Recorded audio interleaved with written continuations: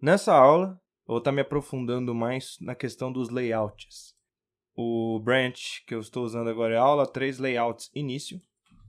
Então a gente está aqui com o layout que a gente fez na última aula, aberto, Activity segunda. Vamos entender então como isso aqui funciona. Você pode ver que ele já está com um linear layout aqui, né? Os layouts, eles são orientados por um layout principal, por assim dizer, que nesse caso é o linear layout. Pode parecer redundante, mas existem vários tipos de componentes, layouts que você pode escolher, que organizam os componentes do seu layout de forma diferente. As views que você coloca na tela, e por views eu quero dizer botões, labels, campos de inserção de texto, etc. Essas views, como elas são, assim, todas elas descendem dessa classe view, elas precisam ser organizadas de alguma forma no seu layout. E para isso, você vai utilizar um view group, que é justamente o que esse linear layout é. Vindo aqui no site do developerandroid.com, vou digitar aqui, ó, linear layout, aí tem aqui. Você pode ver que ele estende um view group, ou seja, um agrupador de views. E ele serve para o seguinte, quando você faz uma aplicação Android, a tela do dispositivo não tem como você garantir o tamanho dela. Cada dispositivo tem o seu tamanho de tela, sua proporção de pixels, né? E sempre muda. Então, o seu aplicativo ele precisa ser redimensionado de acordo com a necessidade do dispositivo que o aplicativo foi instalado. E para fazer isso, você precisa organizar os componentes na tela de uma maneira que o Android saiba como redimensionar esses componentes na tela de uma maneira que fique do jeito que você quer, né? Senão ele ia ficar tudo torto, ou então ocupando só uma parte pequena da tela, ou então passando da tela e não mostrando todo o componente. É para isso que servem os agrupadores de views.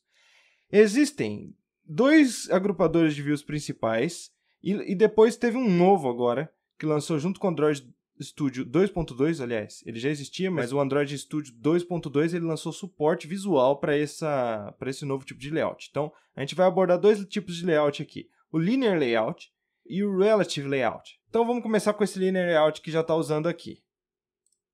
Então, você vê aqui, ó, dá para ver ele aqui, ó, Linear Layout, não dá para ver ele, claro. E o Linear Layout ele funciona da seguinte forma, ele vai organizar os componentes de uma forma linear. Você pode escolher a orientação que você deseja. Então, você vê aqui, ó, nas propriedades aqui do lado direito, eu tenho Orientation, que seria orientação, e eu posso escolher entre vertical e horizontal. Vamos ver como funciona. Então, eu vou colocar aqui ó, um Text View. O Text View é como se fosse um label, ele vai mostrar um texto só na tela. Vou colocar um botão, eu vou colocar um checkbox. Você vê que eu estou pegando os componentes da paleta de componentes aqui, só arrastando para a tela.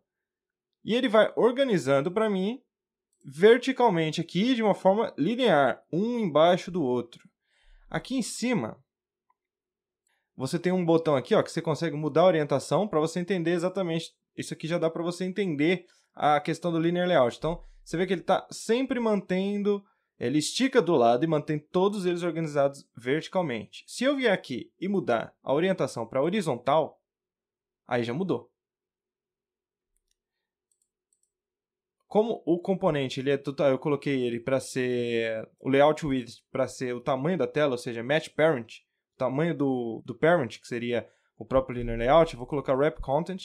Wrap content significa ser do tamanho do que está dentro, do conteúdo que está dentro, né?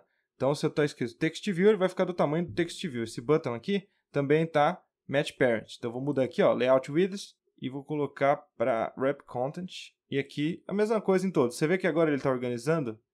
Você vê que agora ele está organizando de forma horizontal os componentes na tela. Então, se eu virar aqui de novo, ó. Então, ele está organizando agora de forma horizontal e linear. Vamos mudar agora. Então, para mudar aqui, eu posso ou escolher um layout aqui. Você pode procurar pelo Linear Layout, arrastar e colocar na tela e tal. Eu vou vir aqui no Linear Layout e eu vou mudar para Relative Layout. Às vezes, se ele precisar de alguma coisa a mais, né? Você vê que aqui está atribuído as propriedades lá. Então, a largura dele vai ser o tamanho do parent, que seria o dispositivo, e a altura a mesma coisa. E a orientação horizontal. Nós não vamos precisar de orientação mais, porque esse aqui é relativo. E o que significa ser relativo? Ser relativo significa que um componente ele é orientado de acordo com um outro componente. Então, vou mostrar aqui. Você percebe que agora ficou um em cima do outro, né? Não dá para ver nada. Então, o que eu vou fazer é o seguinte, ó. Eu posso colocar, tá vendo que tem umas setinhas ali, ó? Quer dizer que ele vai organizar de acordo com outros componentes na tela. E eu vou demonstrar isso aqui fazendo ele dessa maneira aqui. Então você vê, tá tudo aqui. Não sei nem onde foi parar o botão. Deixa eu arrumar o botão aqui e tirar. Ó, o botão ele tá aí abaixo dele mesmo. Ele estava abaixo dele mesmo aqui, ó. E estava dando conflito. Então eu abaixei, eu tirei isso aqui agora. Só para ele voltar aqui. Então tá tudo aqui. Você vê, olha só. Esse aqui, ele tá abaixo do Text View. E esse daqui, agora também tá abaixo do Text View. Ele não estava em lugar nenhum, no caso. Esse daqui está abaixo do checkbox e mantendo o lado esquerdo dele alinhado com o lado direito do botão. Tá vendo? As setinhas elas demonstram como está funcionando. E esse aqui nem sei, vou puxar ele mais para baixo para saber. Aí, agora ele está no começo da tela e alinhado, a margem dele está alinhada de acordo com o Radio Button. Vamos visualizar isso aqui no texto. Onde está isso? Então aqui eu tenho a largura, a altura e aqui eu tenho below, que significa abaixo. Então o checkbox ele está abaixo do Text View 2. Então checkbox abaixo do Text View 2. E você vê que ele tem aqui um align left e align start, que seria o alinhamento inicial dele, o alinhamento da esquerda, e está alinhado ao Radio Button. Então você vê aqui, checkbox está alinhado ao Radio Button. A setinha dele está escondida ali, ó. E é assim que funciona. Então você vê aqui, ó, os que eu coloquei mais longe, ele tem uma margem. E tem aqui, ó, to right, off, to end off, ou seja, ele está alinhado à direita do botão. Aqui, ó, o Checked Text View aqui, ele está alinhado ao começo do Linear Layout. Então ele tem esse aqui, ó, Align Parent Right, Align Parent End. Então ele está alinhado ao fim do parent aqui, tanto é que tem essa setinha, tá vendo? Então é assim que funciona. Cada componente ele é alinhado de acordo com outro componente na tela. E quando você compila e coloca isso daqui no emulador, ele fica exatamente da mesma forma que está aqui. Se expandir, vamos virar aqui o layout. Você vê que até o Checked Text View ele não está aparecendo, né? Então, para você fazer o Checked Text View aparecer, no caso, se você precisa que ele fique exatamente dessa forma, num cenário real você não faria uma coisa grotesca igual essa daqui, né? Você puxaria ele aqui, então você às vezes quer colocar um checkbox do lado do botão, coisa que um Linear Layout começa a ficar difícil você fazer isso. Tá vendo? Então você coloca as coisas do jeito que você quiser, então ficaria mais perto. Mas nesse caso aqui, esse Checked Text View aqui ele não estava nem aparecendo. Então, para fazer ele aparecer, você teria que adicionar um Scroll View. E aí isso já leva a uma outra questão. Então, eu tenho aqui, ó, um Relative Layout. E o que eu quero? Eu posso, por exemplo, agrupar um View Group dentro de outro View Group, dentro de outro View Group, depende da complexidade da minha tela. Então, dentro desse Relative Layout, eu posso querer um Linear Layout. Então, eu coloco aqui um Linear Layout, ele já fala para mim quais são as propriedades obrigatórias do Linear Layout. Então, são a largura e a altura. Eu vou colocar Match Parent. Então, eu tenho um Linear Layout dentro de outro Relative Layout. Eu vou colocar esses dois aqui dentro.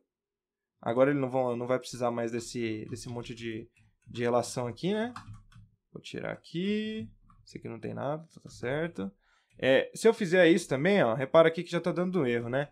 Eu tenho que tirar essas referências a componentes que estão dentro de outra coisa. Então, eu não posso referenciar um componente que está dentro do meu Relative Layout a um componente que está dentro de outro Linear Layout. Eu teria que referenciar ele a vamos dizer assim, um irmão mesmo, né? Esse aqui seria um sobrinho. E ele só pode ser referenciado a um irmão diretamente, porque aqui ele não tem uma referência. Olha lá, agora você vê aqui, eu tenho um Linear Layout, que é esse daqui. Dentro dele está o botão e o checkbox. Ah não, cadê o Text View está atrás do botão. Está o Text View e o checkbox. Por conta de eu perder a referência, o botão ficou por cima. Então eu posso colocar ele aqui, ó. Aí. Coloquei ele abaixo aqui. Posso arrastar esse aqui também. Você vê que aqui, ó, ele é meio bugado, né, de trabalhar. Ele coloca, você acaba arrastando uma coisa para dentro da outra sem querer.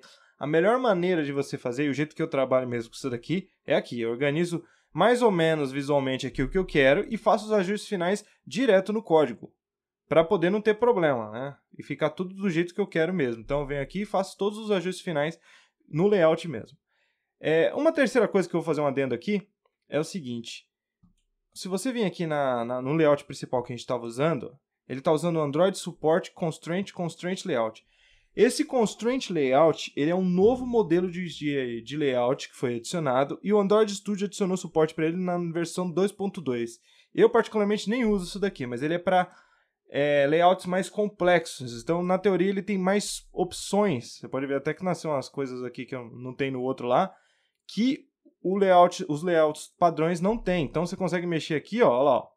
A proporção dele na tela tem muito mais opções do que um Relative Layout. Seria um Relative Layout só que turbinado, com mais opções ainda para você organizar a tela exatamente do jeito que você quiser. Mas isso daqui não tem muito como eu explicar. Se eu for explicar todas as propriedades de cada componente, vai ficar aqui um curso só disso, né? Então, para você aprender isso daqui, a melhor forma é ir colocando na tela mesmo e reagrupando do jeito que você quiser. A única coisa que eu deixaria aqui para você que eu tive certo problema, uma observação, é o seguinte. Se acontecer aquela situação lá de você precisar colocar vários componentes e o componente não caber, os componentes não caber aqui, ele não vai criar um scroll para você automaticamente, como um navegador, por exemplo, faria. Aqui você precisa adicionar um scroll view. Então você adicionar... Opa! Olha lá, scroll view. Então você fala o que você quer e tal. E o scroll view, ele o adendo que eu quero fazer, assim, ele é igualzinho aos outros, né? Em relação a guardar os componentes, exceto pelo pequeno detalhe que ele não guarda componente, ele só guarda um componente. Ou seja, ele só pode ter um componente filho, que no caso, você tem que colocar um linear layout, por exemplo, dentro dele, ou então um relative layout, e aí dentro desse layout você coloca os componentes da view. Você não pode criar o scroll view e direto colocar os componentes dentro.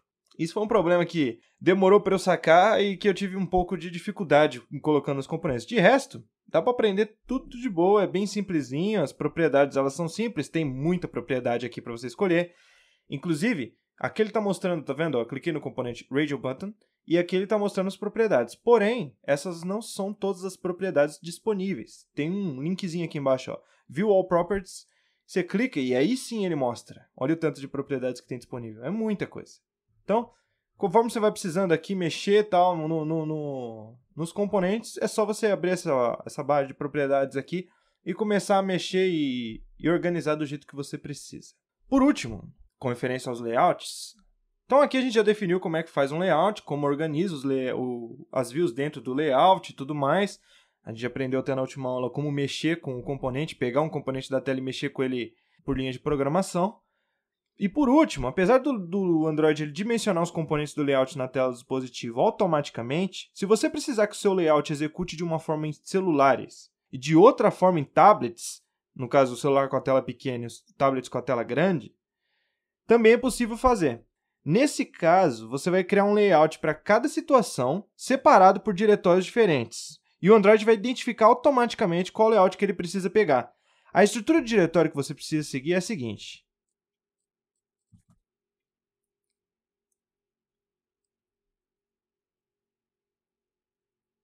Aqui, ó. É só você criar assim. Aqui eu tenho se eu abrir a barra lateral, eu tenho uma pasta aqui.